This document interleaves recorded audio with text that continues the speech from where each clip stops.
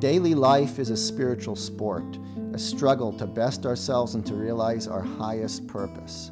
But what if we're playing that sport with not one soul, but two? And what if our second soul is a rival, custom-made for each of us, constantly challenging us, in a way training us like an athlete to fight for our goals?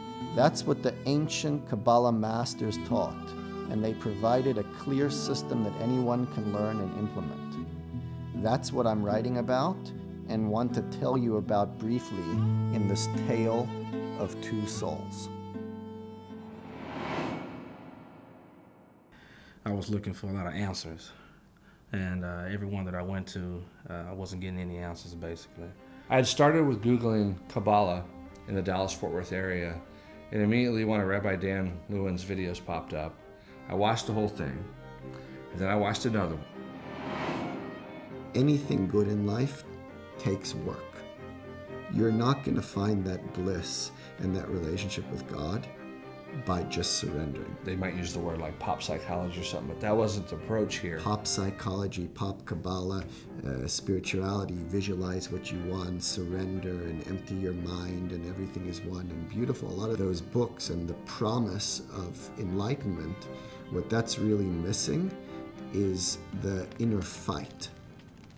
And not only the fight, but the system of how to get there.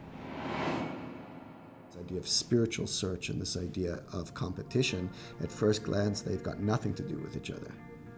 But when you start to dig deeper into the sources and the book that I'm putting together, they have everything to do with each other. I just wanted to know how to maneuver in there the same way that you're in a playing field. You know, there's a sense of survival. This is like an instruction manual. It's even like a roadmap even, because you're moving from experience to experience, moment to moment.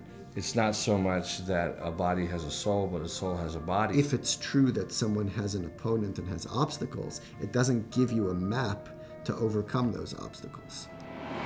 There's a driving evil force inside everybody, and that's kind of like your opponent, your custom-built opponent. The greatest rival and opponent being yourself, you know, that just completely rings true with everything that I've experienced in my life. I've dealt with like a lot of adversity in my life. You know, I've had to, you know, stand up and step up to the plate and dealing with other people. But my problem was with myself. And so I didn't understand like the struggle that I was actually having and how to deal with it. I didn't have any structure or any principles. One technique is prayer. So praying, putting on tefillin is very important for me. You know, you should never try to be better than anybody else, but be the best that you can be, but you almost need that opponent to bring that out in you. The further you go, the more subtle the opponent will be, and the harder it will be to notice when you're sort of succumbing to your weaker side. The same emotion in one context that can be extremely healing and helpful and change your life, if you take that out of context, could be extremely damaging. The trap of the opponent is to feel bad at the wrong time. I wasn't able to internalize and say, well, it could come from a good place or it could come from a bad place. You say, I want to beat somebody. Is that coming from a good place inside you? You show me a good loser and I'll show you a loser. That resonated a lot with me because I hate to lose, you know. Kabbalah teaches that everybody has that drive to be competitive. And it's just a question of how that's applied.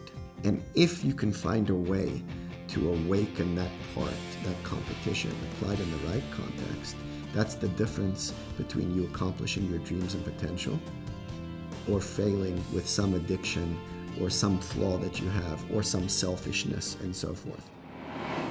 I think that it's going to help a lot of people out in general. It's really global. It doesn't address just the spiritual and the hereafter. It's not just dealing with someone who's religious. It is motivational, but not just motivational. They can peel back the layers and they can use it within their business life, their relationship with their loved ones, the family, you know, a spouse, friendship.